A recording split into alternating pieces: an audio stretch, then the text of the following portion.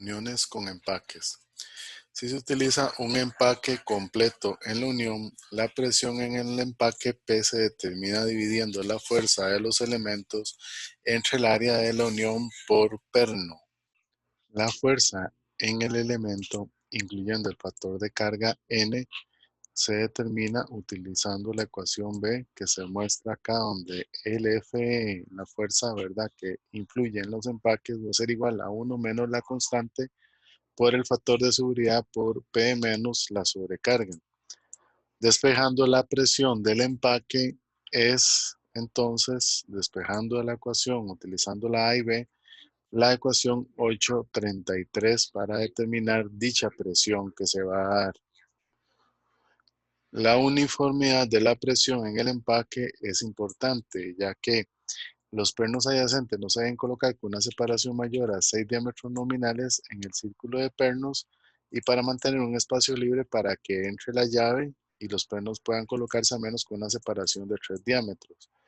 Esto da una regla aproximada del espaciamiento de los pernos del círculo de perno de diámetro de B, que es entre 3 y 6 el valor de pi de B entre ND. El número de pernos va a dar un soporte y va a dar una estabilidad a la unión, que es la que se persigue. La separación que puede haber puede permitir que la presión en el empaque no sea suficiente y esto, por las altas presiones que se manejan, puede empezar por incidir en fugas, pero tampoco podemos llenar completamente de pernos todo el anillo de unión debido a que necesitamos acceso a las llaves para ajustar y desajustar los pernos y también se debe cumplir con una uniformidad en el sentido de que se deben escoger los pernos que sean adecuados para la aplicación.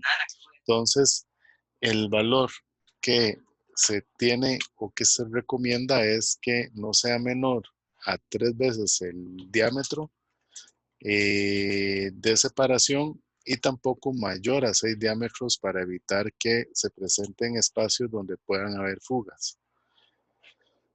Muy bien, si pasamos ahora a lo que es carga de fatiga, atención, se aplican todos los métodos de fatiga que se vieron en el capítulo 6, la línea de Soderberg, la línea modificada de Goodman, la línea ASME elíptica. También se puede utilizar la teoría, ¿verdad?, de Gerber en dado caso. La distribución de fallas típicas en pernos es el 15% falla debajo de la cabeza, entre la unión donde se une el cuerpo con la cabeza, el 20% al final de la rosca, que es donde también hay muchos golpes y también es donde empieza la tuerca a hacer su presión. Y el 65% en la rosca, en la cara de la tuerca, que es el contacto entre la rosca y la tuerca. Este es el punto de mayor falla que se va a dar en todos los pernos y uniones no permanentes. Factores de concentración de esfuerzos de fatiga para roscas y filetes se dan en la tabla 8.16. Se tienen para grados A de 0 a 2, de grado métrico de 3.6 a 5.8 y roscas laminadas y roscas cortadas y en el filete. Estos factores de concentración del esfuerzo de fatiga de elementos roscados es para que se utilicen igual, si se van a utilizar las teorías o las ecuaciones de los factores de Marin para determinar el límite de resistencia a la fatiga, tienen que aplicarse de forma tal que estos factores permitan que el esfuerzo, el límite de resistencia a fatiga, sea menor al que se da en la ecuación para considerar estos aspectos que se están tomando aquí en cuenta. Lo que es la resistencia para los pernos, que es el caso que nosotros estamos analizando, sabemos que los pernos son elementos normalizados, por lo tanto, la resistencia a la fatiga va a conocerse por experimentación y se incluyen todos los modificadores que afectan el factor o límite de resistencia a la fatiga, llámese en los esfuerzos de los factores de Marin y también los concentradores de esfuerzo debido a concentraciones en la muesca. El factor de concentración de esfuerzos KF es un reductor de la resistencia a la fatiga. No debería aplicarse como un aumentador de la resistencia cuando se utilicen los valores de la tabla. Los métodos del capítulo 6 se pueden usar para roscas cortadas. Aquí en la tabla 8.17 se muestran resistencias a la fatiga completamente corregidas de pernos y tornillos con roscas laminadas. ¿Qué significa esto? Que este 18.6 para grade 5 y entre valores de diámetro de 1/4 a 1 pulgada tienen el factor de corrección de 2.2 para el caso de roscas laminadas. Tienen que tomar eso en cuenta para hacer el cálculo correspondiente.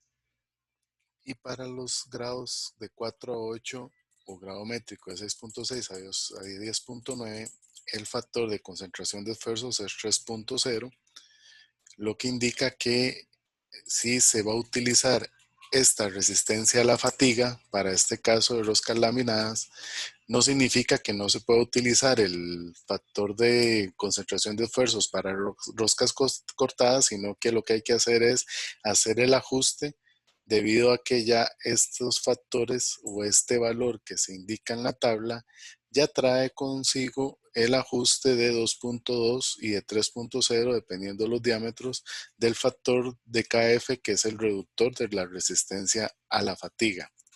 Si tenemos carga axial repetidamente aplicada o completamente corregida, incluyendo el KF como reductor de la resistencia a la fatiga. Este valor es un punto de partida, pero si ustedes desean determinarlo directamente con los métodos del capítulo 6, nada más recuerden utilizar el factor de concentración de esfuerzos. Si lo que se está analizando es el fallo en la parte roscada, porque también puede que el fallo lo estemos analizando directamente en el filete. Y entonces tienen que utilizar otro reductor del factor de concentración de esfuerzos. Una vez que tenemos determinado el factor, en este caso el límite de resistencia a la fatiga, entonces lo que nos queda es determinar los valores máximos y mínimos de las cargas que fluctúan, tanto para el P mínimo o para el P máximo. Tenemos la fuerza que funciona sobre el perno mínima, que va a ser igual a la constante de la unión y el perno por la carga mínima más la sobrecarga, y la máxima va a ser la carga máxima por el C más la sobrecarga. El esfuerzo alternante se toma la ecuación 835 para determinarlo, conociendo P máximo y P mínimo. Y el esfuerzo medio se determina por medio de la ecuación 836, donde vamos a tener la suma de las fuerzas máximas y mínimas por el C entre 2 veces el área de tensión más la sobrecarga o el esfuerzo de sobrecarga. Aquí vemos una gráfica de una línea de carga típica de fatiga para pernos. Vamos a tener que la línea inicia desde una precarga constante, que es el caso, digamos, que se va a repetir en la mayoría de los casos. Luego se incrementa con una pendiente para hacer la línea de carga. La sobrecarga se marca en el punto A, que va a ser el esfuerzo de sobrecarga, que va a ser la precarga por el área en tensión, entre el área en tensión. Vamos a tener el cálculo de los esfuerzos alternantes y esfuerzos medios. Y tenemos la resistencia alternante y la resistencia media del perno, la que nos va a formar esta línea, y la podemos proyectar para determinar la línea de carga. Aquí tenemos la línea Goodman, que nos permite a nosotros, en este caso, hacer la comparación. Se puede también utilizar Soderbergh, en el caso aquí el SY, y obtendríamos una orientación similar. Si tomamos y determinamos la línea de carga me va a despejar a mí en el punto de la resistencia alternante. Despejando el valor, vamos a obtener que va a ser el esfuerzo alternante entre el esfuerzo medio menos el esfuerzo de la precarga. entre la diferencia de la resistencia a la carga media, la resistencia media menos el esfuerzo sobre carga. Ya conocíamos del capítulo 6 que la ecuación de la línea de Goodman va a ser igual a SE menos S entre SUT entre la carga media. Si sustituimos ese valor de SM, lo despejamos de esta ecuación y lo sustituimos, se resuelve para el punto de intersección aquí en C. La sobrecarga, en este caso la resistencia alternante para el perno, va a tener la ecuación que se muestra acá, que es la ecuación C, donde está en función del límite de resistencia a la fatiga, los esfuerzos de precarga, el alternante y el medio, y el SUT y el valor de SA. Entonces aquí la ventaja es que ya despejamos el SM de las ecuaciones que a nosotros nos interesan. El factor de seguridad para la fatiga, basado en la línea de Goodman y la línea de carga a precarga constante, va a ser SA entre sigma A. Sustituyendo el valor de sigma A que teníamos en la ecuación C, obtenemos que el factor de seguridad para fatiga utilizando Goodman va a tener la forma de la ecuación 838.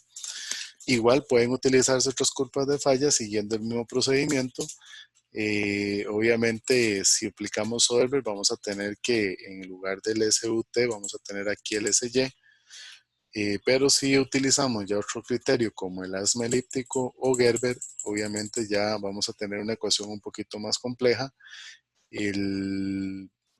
La recomendación es que ustedes busquen, pueden apoyarse en Goodman o pueden buscar las líneas de carga y los puntos de intersección correspondientes.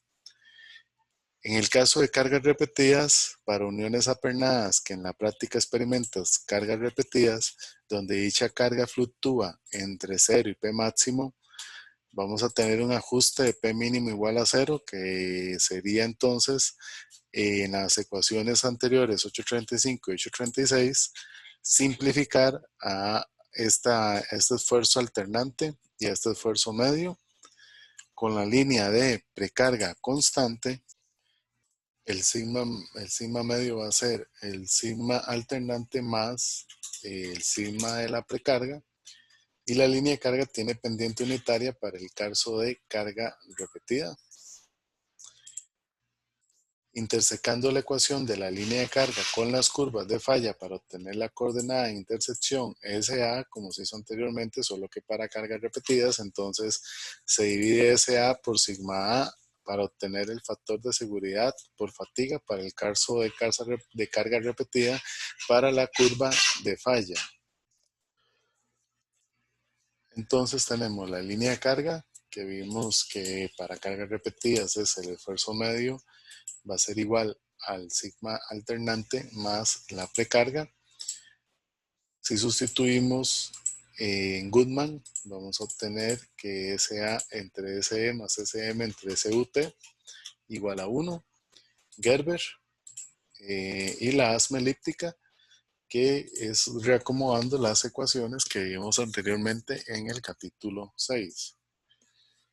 Las ecuaciones del factor de seguridad para fatiga para cargas repetidas, línea de carga de precarga constante con varias curvas de falla, obtenemos que con Goodman vamos a tener el factor de seguridad de esta forma, que va a depender del límite de resistencia a la fatiga, entre la diferencia de la resistencia última del perno menos el esfuerzo de la precarga.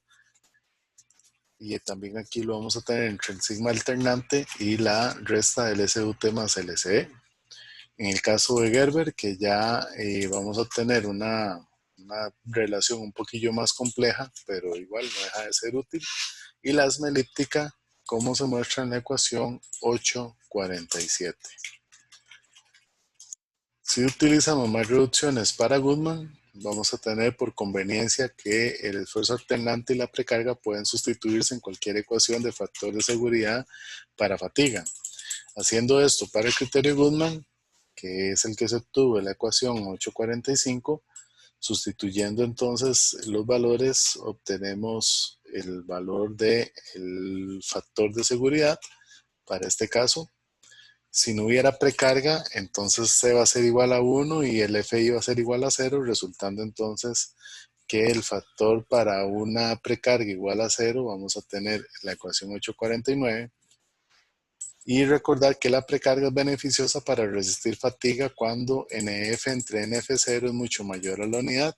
Esto pone un límite superior a la precarga de FI menor o igual a 1 menos C SUT por AT. Es importante que la precarga exista y esta precarga, como se denota en esta ecuación, me permite hacer una unión más robusta, una unión más resistente a la fatiga, que es una de las ventajas entonces de considerar la precarga como una necesidad en el diseño de pernos y tornillos. Si verificamos fluencia con esfuerzos de fatiga, obviamente hay que revisar siempre fluencia estática cuando tenemos fatiga. En situaciones de carga de fatiga, ya que el esfuerzo alternante y el esfuerzo medio se deben calcular, resulta conveniente revisar fluencia con el factor de seguridad NP igual a la resistencia de prueba entre la sumatoria del sigma medio más el sigma alternante. Esto obviamente tiene que ser mayor a 1. Esto es equivalente al factor de seguridad de fluencia de la ecuación 828 que se obtiene de la ecuación según la parte estática con dicha forma de la resistencia a prueba por el área de la tensión por la suma del C por la carga más la precarga. Vamos a ver con un poquito de detalle el ejemplo 821 que dice que es una conexión que utiliza tornillos de cabeza, que la unión está sometida a una fuerza fluctuante cuyo valor máximo es 5 kip por tornillo.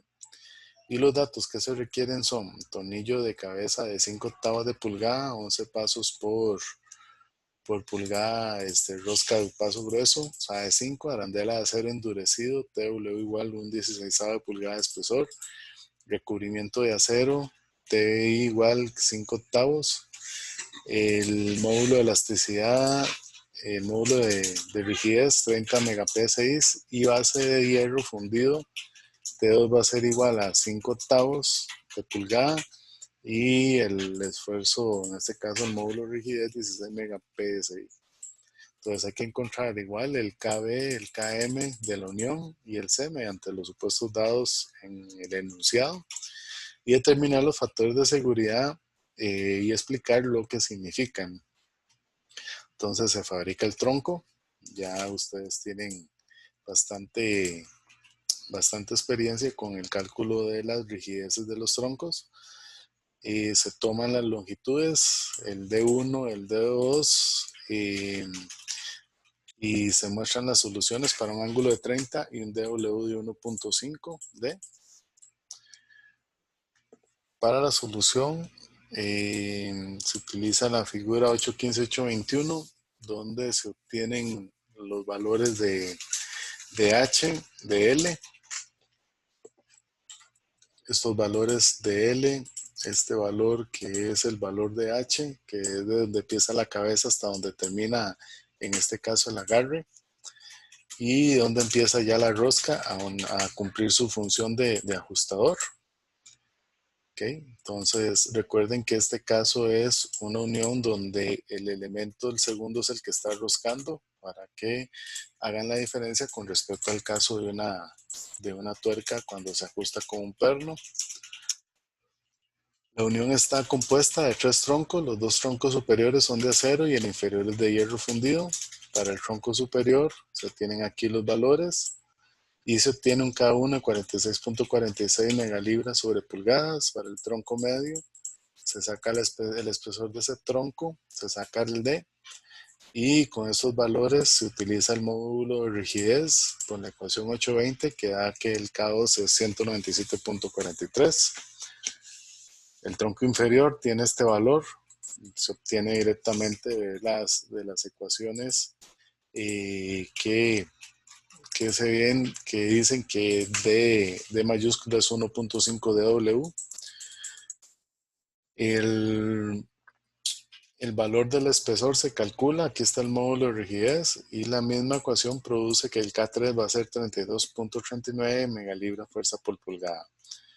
Sustituyendo estas tres rigideces en la ecuación 818 se obtiene que el Km, el equivalente es 17.40 megalibras por pulgada. El tornillo de cabeza es corto y completamente enroscado usando L igual 1 para el agarre y AT de 0.0226 pulgadas cuadradas de la tabla 8.2. Se encuentra que la rigidez sería KB igual a ATE entre L.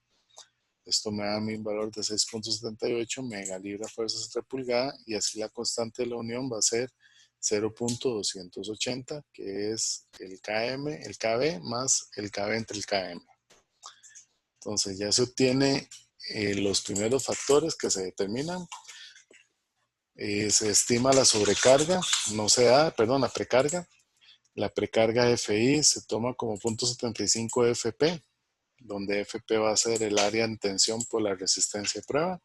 Se obtiene un FI de 14.4, donde a partir de la ecuación 8.9 y tomando el grado 5 dado en la tabla 8.8, se obtiene que sustituyendo esos valores en la ecuación para averiguar factor de seguridad contra fluencia, da que el factor de seguridad es 1.22. Este factor de seguridad se compara el máximo del perno con la resistencia de prueba y con base en la ecuación 829 para lo que es la sobrecarga da 3.44. Eso significa que se puede aplicar sin exceder la resistencia de prueba. Y luego de la ecuación 830 se obtiene el factor de seguridad contra la separación de la unión, que en este caso da 4. Ahora bien, se hace un diagrama de fatiga del diseñador de pernos precargados, trazando escala que se muestra la línea Goodman modificada, la línea Gerber y la línea de resistencia prueba de Langer con una vista amplificada del área de interés. Las resistencias que se utilizan son las que se muestran acá. Se toma 85 la resistencia de prueba, se toma el de la tabla 18.17, de 18.6 para el grado 5 y un SVT de 120 kPSI. Entonces se toman las coordenadas, se saca el sigma de la precarga, se traza el punto A, se obtiene el sigma A que es 3.10, sigma M 66.82. Se sabe que C va a ser el SA igual a 7.55, 7.21 el SM. Y para el punto D, que es el punto donde estamos proyectando para otra línea de carga, para otra línea de falla, el valor de intersección. Y en el punto E, que es otro valor de intersección, los valores dados. Recuerden que la primera línea es Goodman y la segunda es la línea de Gerber, y luego tenemos también aquí el D, perdón, es la línea de Langer, de la línea de influencia, y E es tomando la línea de Gerber. Entonces, si la fuerza P es muy grande, la unión se separará y el perno recibirá toda la carga. Este factor protege contra ese evento. Para los factores restantes, se consulta la figura 822. Este diagrama contiene la línea de Goodman modificada, la línea de Gerber, la línea de la resistencia de prueba y la línea de carga. La intersección de la línea L con las líneas de falla respectivas en los puntos C, D y E definen un conjunto de resistencias SA, SM en cada intersección. El punto B representa el estado de esfuerzo sigma A, sigma B, y el punto A es el esfuerzo de precarga sigma I. Por lo tanto, la línea de carga comienza en A y forma un ángulo que tiene una pendiente unitaria. Este ángulo es de 45 grados, solo cuando ambos ejes de los esfuerzos tienen la misma escala. Entonces, los factores de seguridad se determinan dividiendo las distancias AC-AD y AD entre la distancia AB. Se observa que esto es igual al dividir SA de cada teoría entre sigma A. Las cantidades se mostraron en la leyenda y se obtienen de la siguiente manera. Para el punto A tenemos que este es el esfuerzo de la precarga. 63.72. Para el punto B, el sigma A se calcula asumiendo que son cargas repetidas, sigma A igual a CP entre 2 a T, que es 3.10, y el sigma M 66.82. Pues haciendo el punto C, que es el criterio Goldman modificado, de la tabla 817 se encuentra el factor de resistencia a la fatiga, límite de resistencia a la fatiga, y el factor de seguridad por Goodman es 2.44. Este se encuentra sobre la línea de resistencia de prueba donde SM más SA es igual a SP. Además, la proyección horizontal de la línea de carga AD es igual a SM por igual a sigma I más SA. Al resolver estas ecuaciones de manera simultánea da que SA es 10.64 y el factor de seguridad resultante es 3.43. Volviendo aquí a la tabla, a la figura, perdón. Entonces aquí vemos cómo para el punto C, que es la línea de Goodman, es el punto, el SA y el SM que obtenemos para ese caso específico.